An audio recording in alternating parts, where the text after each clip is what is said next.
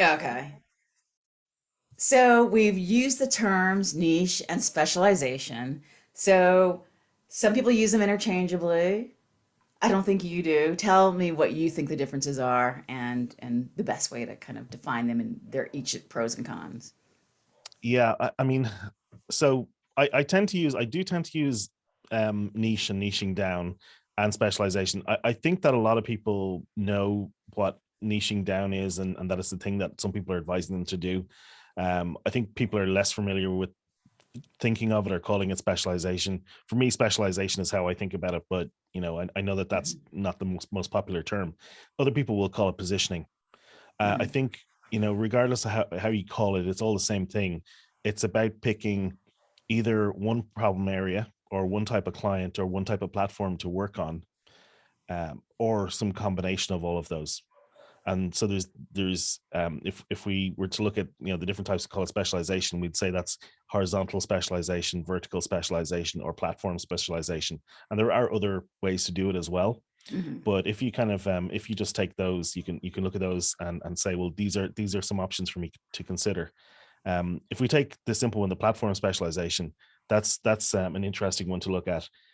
If you get in early on a platform and you specialize on it, like for example, Jonathan Stark, who we mentioned earlier, he specialized early on in iPhone app development and mobile websites for iPhones and things like that. And so when that was brand new, he was one of the few people who was an expert in it, and it was easy for him to build authority that way. And what happens though over time with a platform specialization is that whoever controls the platform, they're happy to promote you at the start because you're one of the few people who's talking about what they do. Mhm. But platforms that get popular tend to commoditize over time. And so what happens is they bring in more and more people, the ecosystem gets bigger, and you become lost in a sea of voices. Now, if you manage to keep up some momentum for having the advantage at the start, that's great. But they do tend to peter over time because it commoditizes. And at some point, it may have a decline. And then platforms that don't get popular, well, they just don't get popular. So Mhm. it's not really great. So I see platform specialization isn't my favorite type of specialization. I think I can see the advantages in it. And if you're willing to get in early on something, like for example, if you were big into TikTok a year, 2 years ago, Mhm. that would have been a great time to get into it. But now I think it's going to be a lot harder.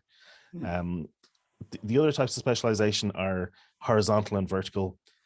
There might be some other types of specialization. You could say that you could specialize in being big or in working with big companies and things Mhm. like that. And Right. um, I think that those are lesser I think that those are kind of more marginal. But if we say horizontal and vertical specialization, that's where things get really interesting. So with horizontal specialization, you're specializing in a particular problem area, and that can be a really great way to specialize. And then vertical specialization is specializing in a particular industry. Can you And give us an example of a horizontal specialization? yeah, sure. So somebody who specializes purely in um, say purely in social media management, or purely in um, search engine optimization. Those Mhm. those would be horizontal. They're not the best examples, but that would it's a particular problem area, and then they would work with anybody who has a problem in that area that they will work in, and they could even niche down within that area, and they could say, well, we only focus on this particular subset, and they would narrow it down, but Mhm. it's not industry specific if it's horizontal. Okay. And Gotcha. then we could say for vertical, we could say, well, for example, we could say that let's say you picked dentists or attorneys or consultants, and you could go narrow on those. Um, you could say we only work with IP attorneys, for Mhm. example, or we only work with corporate attorneys, or family attorneys, for example. Right. And so Mhm. you're picking a very narrow vertical to work within. Gotcha. Gotcha. Okay. And so when I think of something like a vertical specialization, like doctors, and that seems almost as general as corporations. I mean, is that like? I mean, there still has to be something even more than. Yeah. So what I like about that is just by narrowing it down to doctors, suddenly you're able to change the language that you use. So you're able to talk to them about their patients.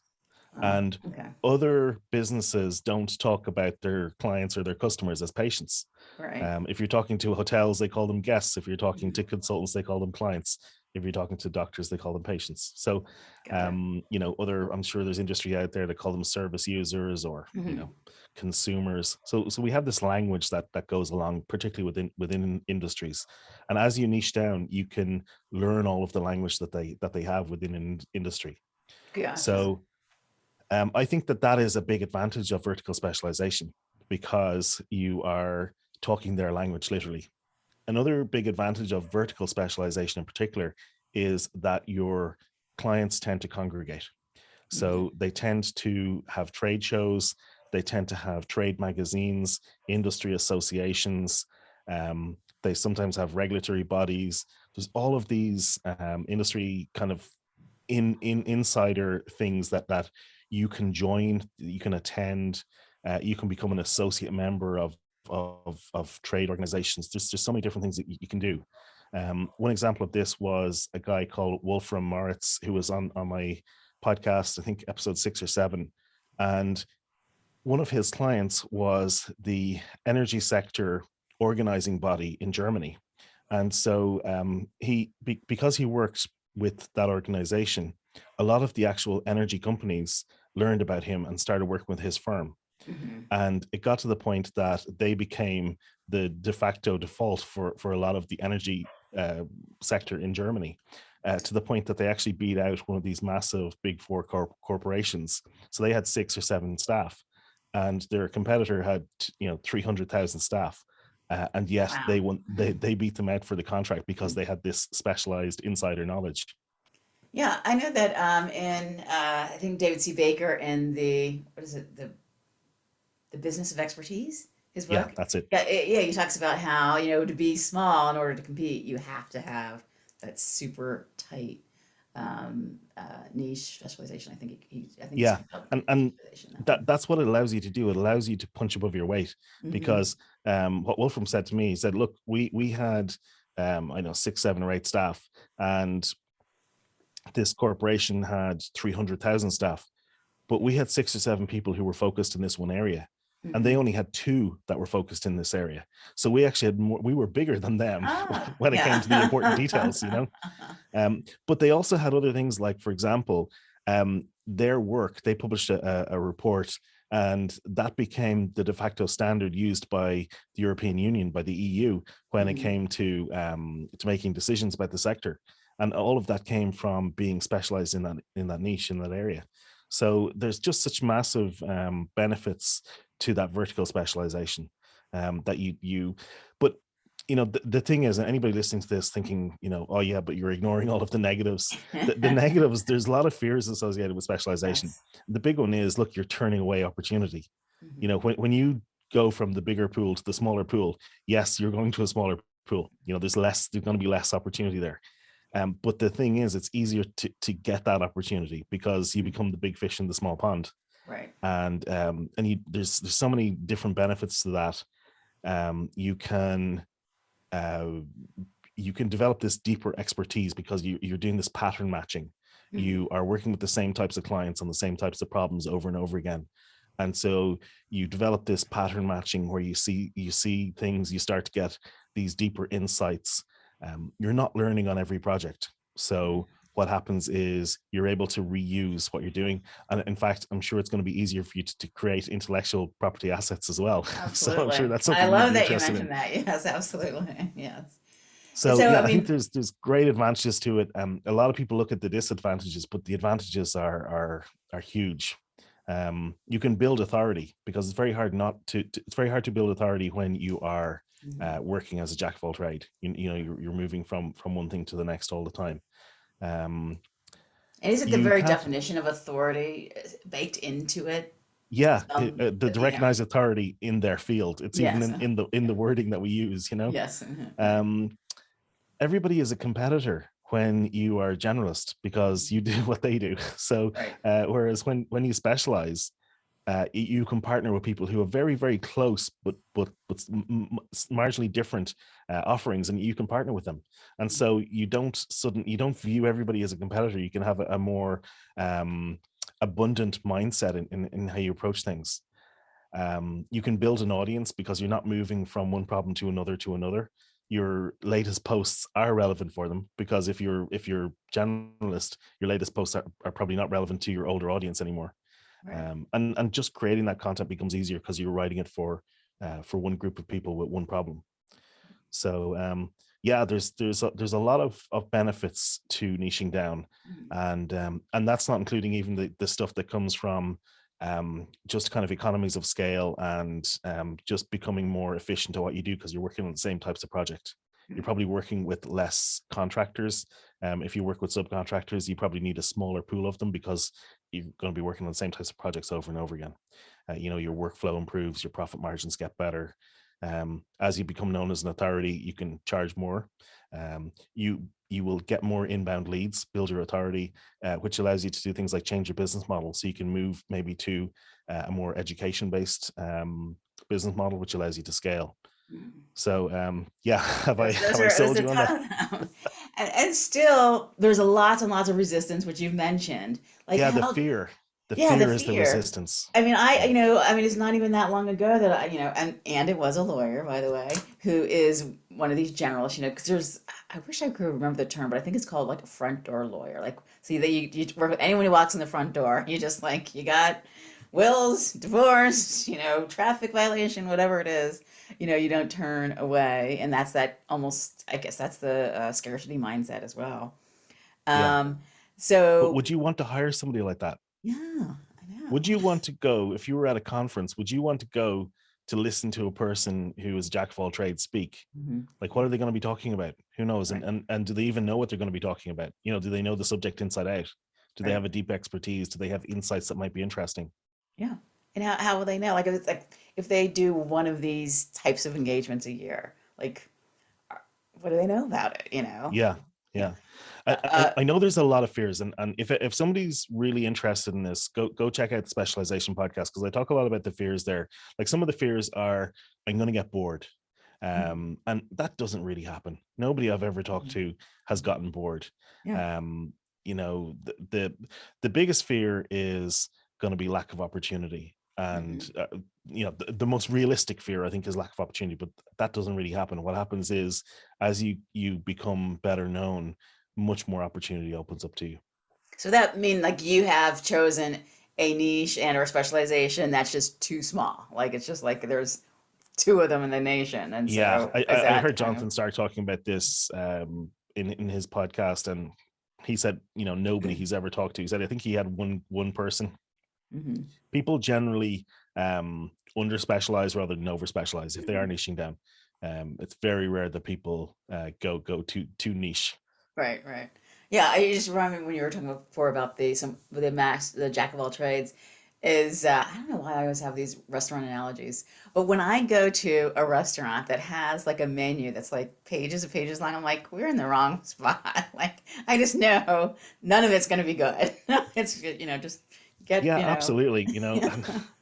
And I have the same thing. I think like, if you notice, I know that and I've watched the American cut of this, Gordon Ramsay's Kitchen Nightmares, and Gordon Ramsay is this chef who swears a lot. If anybody hasn't seen this, he's this British chef. good He stuff. swears a lot, but he is very good, and his food is very, very good. Um, the American production versus the British, if you can watch the British version, it's much better. I think because they don't repeat as much and they show a bit more. But Okay. what they always do is, he always goes into these restaurants. First thing he does is he cleans the kitchen. Like, they literally clean it, All and they right. throw out all the food that's not fresh, and the stuff Uh-huh. that's been in the fridge for 4 years. Right. And so he cleans it out.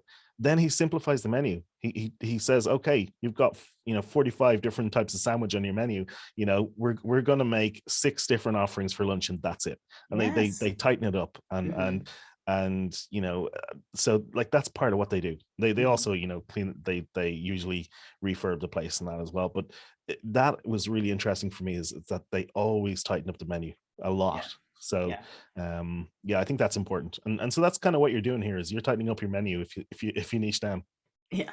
And I'm going to skip back to you mentioned insights because yes, that is, data, insights, 21st century currency. And when you are, focused in a specific area, seeing the patterns, you do have very valuable, you can develop valuable insights. And, one of my future guests we're going to talk about community and how, when you have that community, where they congregate, you're speaking their language, that adds even more to one, the insights, and two, obviously, to your expertise.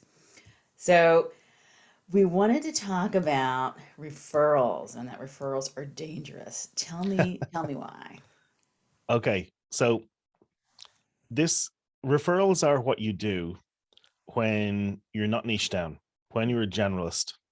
And so the way it works, if you're selling invisible professional services, what we're selling is it's invisible, it's usually intangible.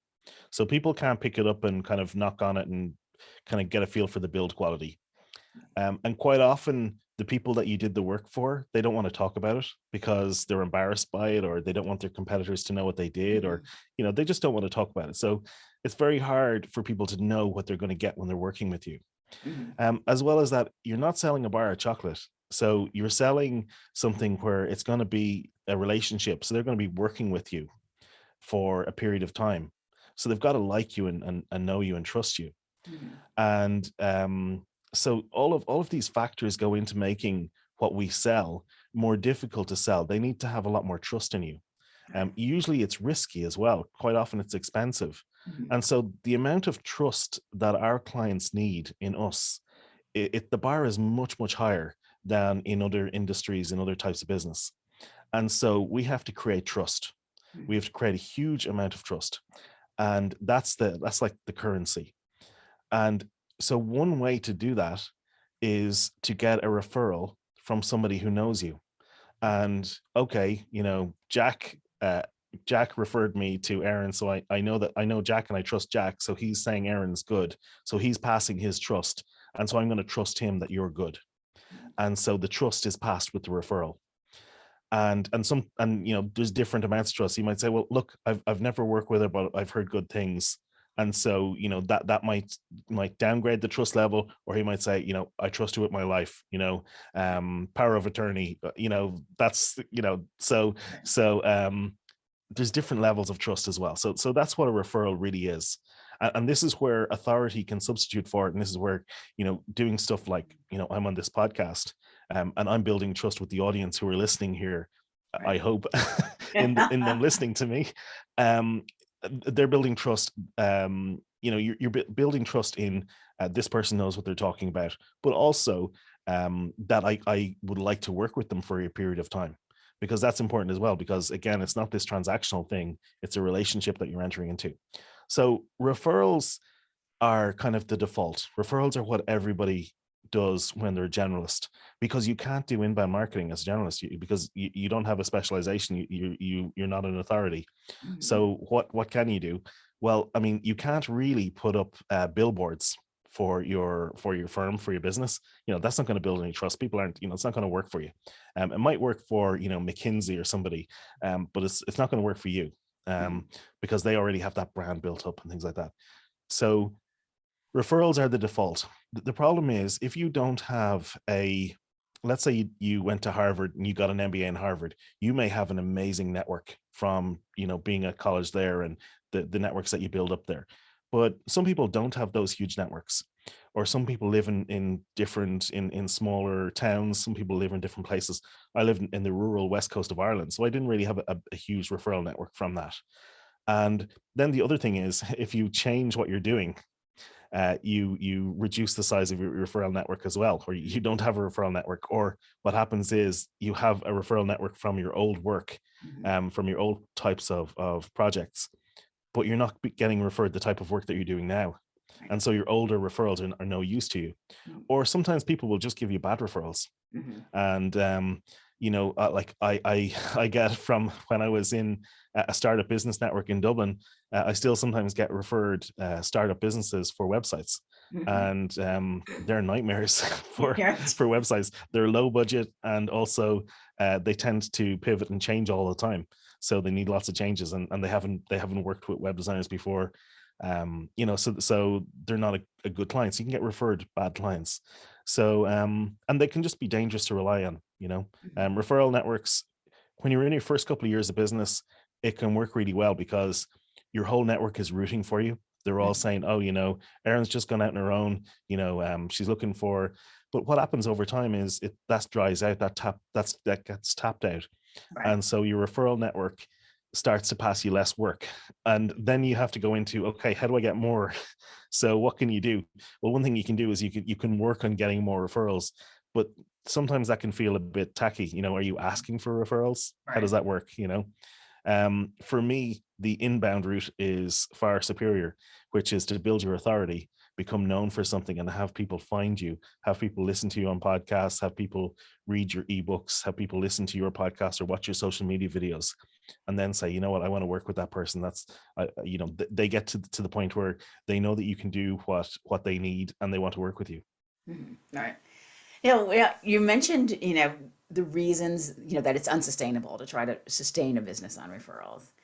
But I'm also wondering about, like, when we talk about, having that tight positioning with your niche specialization, like that can make referrals good. Like, I mean, like we're just talking about, the Rolodex moment, like another Yeah. Jonathan Stark reference. So if you have that strong positioning and people have that Rolodex moment when they hear your positioning, that they then can refer someone to you.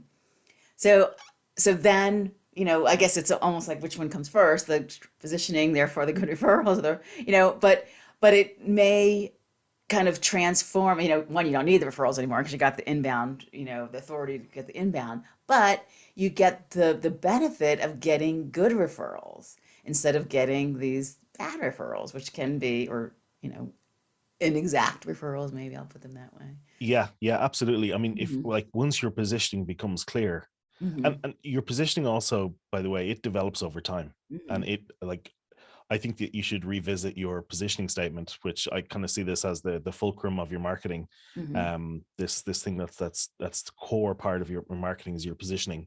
I think you should revisit that, at least once a quarter, and Hmm. and you will wordsmith it. And I have versions of my positioning statement going back for, I don't know, 12, 15 years, Hmm. of the different ways that I positioned the business and the different types of clients, the different type of work, different services that I was offering. And it becomes something where you get closer and closer to tweaking it to be an exact fit to what you want to do and to attract the right Hmm. clients. Hmm. So yeah, it's something that I would tweak over time. Always come back and look at it, because it's kind of like the core part. Everything comes from that positioning. But yeah, I think that referrals can get a lot better if Hmm. you are niche down, if you're Right. specialized. But again, you don't need those referrals at Mhm. that point.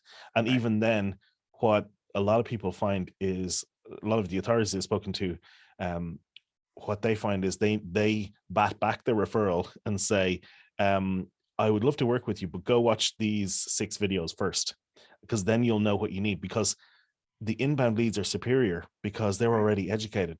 Inbound leads will turn up with the check already signed. They'll Right. say, no, no, I don't need any more. I'm ready to go. Whereas the referral was said, oh, I was referred to you by Mary. Can you tell me a bit about what you do? Yes. And so the authority is saying, no, that's not what I do. I don't I don't get in a call and tell people what I do. I get in a call and see if I'm a good fit for them. So you figure out if I'm right for you by watching, my podcast, my YouTube videos, all of that. And I don't mean that in an egotistical way, but it makes life so much easier when clients show up ready to go. It's just much, it's a much more pleasant way of working. You probably just solved one of my problems. Because I am having this problem right now, because I have been an intellectual property lawyer for, 30 years. And now focusing on my niche, which is founders of expertise-based businesses and a specialization, which is helping them create IP assets so they can scale and build. And with the micro niche, micro specialization, you tell me which, of, of, uh, of creating licensing or certification programs based on their expertise. Mhm. So, but I still, and part of my positioning continues to be that I am an intellectual property lawyer, which distinguishes me from other people in this space who help people create, IP assets. So of course, there's people who are non-lawyers who do that. So I want to continue to have kind of the IP lawyer in my positioning, Mhm. but then I get these referrals that are just for an IP lawyer.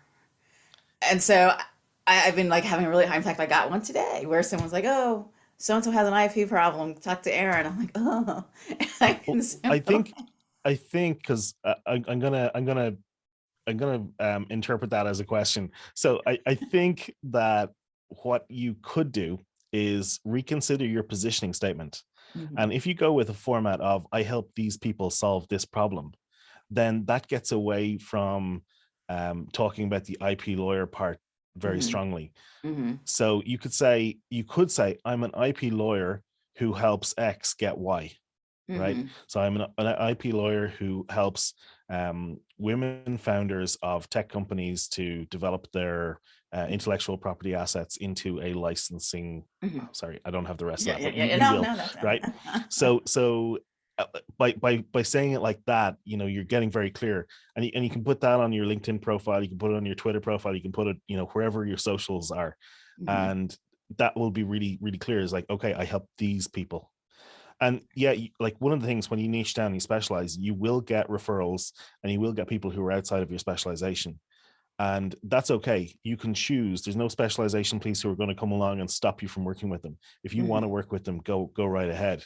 But Right. what you find that over time, as you are more and more specialized, as you've been specialized for a longer time, what you'll find is you don't want to work with them anymore because Mhm, they're not a good fit for you anymore. You don't have your systems and projects set up for them. It's not as profitable. You're spending more time on admin work and things with them because they're not ready to go, and it's not the same type of project.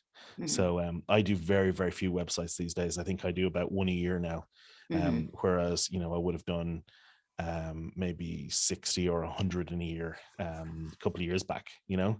So 100, really? yeah, having a good team Okay. is really important if you're doing that. Having a good team Okay, of all right. processes. Now, I'm a big believer in systems and processes. I think if you've seen my workflow for the podcast, you know, Mhm, yes. I put that out. I put that out recently on Twitter and LinkedIn. But having a good workflow is really important for that kind of thing. But yeah, I'm much happier to be working with a handful of people every year. It makes life a lot easier. Well, that kind of flows right into kind of the next thing I'm going to talk about, which, as we know, this is the Hourly to Exit podcast. And so we help people kind of move through that journey to get to a business that could be sold someday. And part of that is them building exclusivity into their business, which could be intellectual property and obviously their positioning as well. And as well as predictability, so that an acquirer would know that that business would continue to thrive, independently of the owner, and that those revenue projections are dependable. And so, in the context, I think we've already talked about this, but for the record, in the context of building a scalable and saleable business, where do niches and specializations fit in? That's really interesting, and I'm going to have to work through this a little bit with you because it's not something that I've thought a lot about.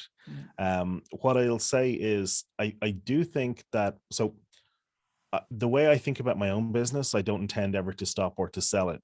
Mhm, Now, on the other hand, I know that even if you don't intend to do so, planning as if you were going to sell your business can be a very very positive thing for your business, mhm, because you can put processes in place that allow you to kind of disengage and disconnect from the hourly rate, right. which is what you're talking about as well. And having those systems and processes, like for example, I know several people who had that personal brand, who were agency owners, who had that personal brand, which they had developed over time and built that authority.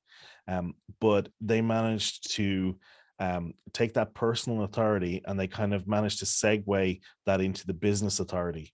And I know that there are at least two podcasts that I know of where the owner used to be the host, but no longer is the host. So they Mhm. brought in a third party host to do the interviews.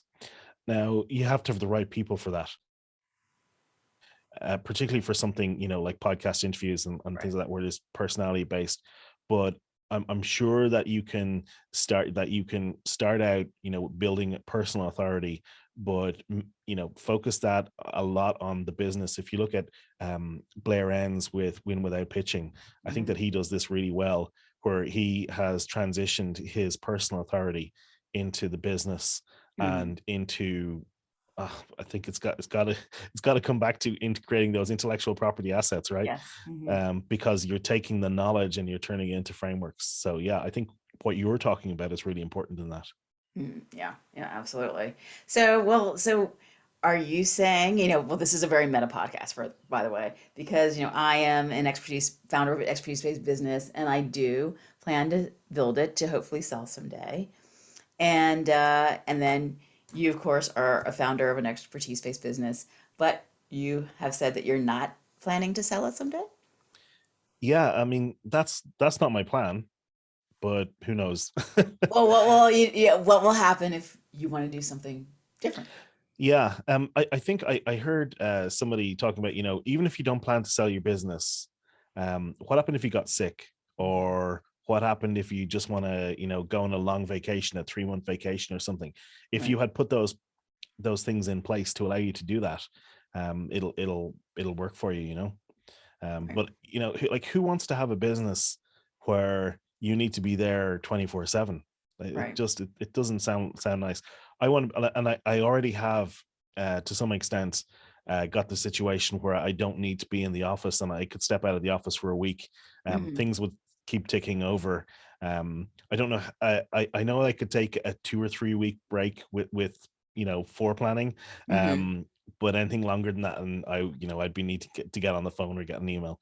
But things would take over for a while. We and again, I think for me it comes back to really important, having good workflows, processes, SOPs, standard operating procedures. So and having that documented. Like, one of the first things I do with my assistant Aiko, when we do something, I'll do a video on something that I want her to do, and the Hmm. first thing I'll ask her to do is, can you make an SOP document on this with screenshots, so Hmm. that if she's not available, somebody else can come along and pick up that SOP document. And we just do that in Google Docs. We use Loom to record the screencasts. Hmm. And yeah, so that's really great way of documenting things and making it easier to transfer that knowledge. Yeah. Yeah, that's I also have an operations person. That was my first hire was someone who does operations, who is the SOP goddess, which is I which mean, there it's would so be. boring Yeah. and but so essential.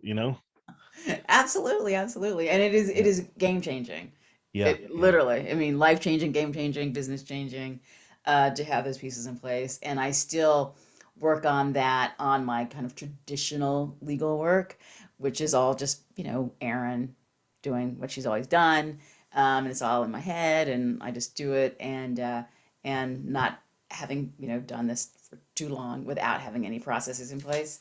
But I'm not, the Think Beyond IP is not being built that way. It's definitely being built with the idea that it's not all Aaron all the time. So uh, I first discovered you. I'm pretty sure it was on a Philip Morgan podcast, Probably. or when, and you were doing a daily email. I have tried to do daily emails, and I have started and failed so many times with that. Yeah. Um, yeah, I believe in the daily email thing, but I just haven't managed to make it work for me yet. Uh-huh. So I'm gonna try that again. I'm actually gonna try daily daily podcasts. So I'm gonna record Really? a video podcast daily. and I have some plans in place for that. So by the time people listen to this, I may have 3 podcasts out there. So it could be called Building Authority Daily or something like that. Right. So yeah, so I'm working on, actually was working on the workflows for that. There are some workflows to take a video that you record Mhm. and turn it into an audio, into an MP3. So and then automatically save that into a folder, and then have that picked up by a Zap, which then automatically transcribes it and puts it in the podcast feed and things like that. So if you are doing something like this, Mhm. your workflow is really key. Making Mhm. it as simple as possible. Sorry, the workflow, creating the workflow, and the workflow itself might be complex, but Mhm. the goal is to make sure there's as little friction as possible in actually Mhm. creating the content. So Mhm. that's the key. That's amazing. Yeah, I had a previous guest who does a daily LinkedIn post, and I think she was at that time on her 90th day, and planning to continue to do that indefinitely because she's found it very valuable. Yeah. And I'm, I'm an admirer. I don't know that I will ever get there, but Well, I'm going to do the daily podcast on weekdays for 30 days, Mhm. and I'm going to assess it at that point. So I'm going to see, Mhm. can I do it for, so it's 20 episodes of between 1 and 5 minutes each. I might batch record them. I might do them live. I haven't fully decided that yet. I like the idea of doing it live because then people understand if it's live and unedited, it's live Yeah. and unedited. So Isn't there someone? Well, I feel like the word behavior is in the behavior. I'll look it up. That who does a daily podcast every day except for Sundays. I'm gonna just look at my little thing here. I don't know who that is. Sorry. Yeah, and I actually thought that I heard it on about it on no, not there anymore. Um, yeah, so I think that is very inspirational. I that sounds like a lot of work, but you have your process in place to make it happen. Yeah, So batching is key. okay. Um, Hmm. if you can batch record stuff, so yeah, there's advantages to batching and there's advantages to going live, Hmm. and so it depends on the way that you do it. But Hmm. yeah, it's and hopefully I can send you a link. So by the time this goes live, there'll be a link in the show notes to this. So Excellent, people, excellent. and it could even be the case, by the time people get this, that they'll know if the experiment has failed or if it succeeded. So That makes it we're sitting at the edge of our seat as we listen to this. yeah, Awesome. you get to jump forward into the future and find out if it worked or not. I love it. So, as we wrap up, I have three final questions that I'll ask you one at a time. So, as you know, here at Hourly to Exit, we support building an economy and a society that works for everyone. And so, I'm wondering if there is a person or organization that has inspired you that you'd like to share with the audience. That is inspiring. Hmm. It's an interesting one. um I'm inspired by people who work for civil liberties type organizations, and um I have in the past donated to ACLU, and there's another organization called EFF, Electronic Mm. Foundation, Freedom Fr- Foundation. Um, is it Frontier, maybe? yeah, I think you Okay, might be yeah. right there. Yeah, Yep. Hmm. and in part because I think that the United States, I'm not in the States, I'm in Ireland, but I think that the US is like if you guys go down, we all go down. So it's really Well, important. I'm sorry. I'm very, very sorry. Yeah, so I think it's really important that you guys have strong civil liberties and privacy and things like that. So yeah, so those would be organizations and people who I would look up to.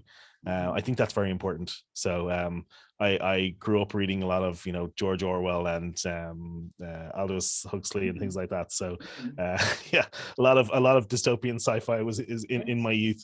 So Yes. yeah, I would be concerned about those kind of things. Yes. And so some of those you can read now and go, huh, someone has Yeah, some amazing prescience yeah. there. So do you have an offer that you'd like to share with the audience? Do I have an offer? If you listened to this podcast episode and you thought, I need to niche down, I need to specialize, um, go listen to my podcast, the Specialization podcast. And if you think that you would like to work with me, if you think that I'm somebody who might be able to help you with that, I would be happy to help. And I know that niching down, it's something, it's a difficult thing to do. And I think that you do need external help. And I don't say that in a self-serving way. I just mean I think that you need to get external perspective on it. So Oh, if I might be the right person to help you, great. Please get in touch. But if you are doing it, get some external help. It is something where you kind of need a bit of perspective on it. It's a hard thing to do. well, let me follow up with what are the symptoms of needing to specialize? The symptoms of needing to specialize. Yeah, what Um, pains are they feeling? They go, oh yes, I got to call them. if you're finding it hard to raise your rates, if you're finding pushback from people on raising your rates, I think that's a big one. Okay. If you seem to be on this endless hamster wheel where you're running to stand still, Mhm. and you're learning something, you're learning too much on projects. It's good to learn on projects, but you're doing something different every time, and you're getting frustrated with that, or you never have time to, somebody says, oh, you need to make more content, you need to write blog posts, blah blah blah. If you never have time to do any of that kind of stuff, Mhm. that is, for me, that's a big indicator that you need to take some time and you have to make that time, but you need to take some time to niche down and create content in one niche, Okay. because it will pay off. It is not a quick thing though.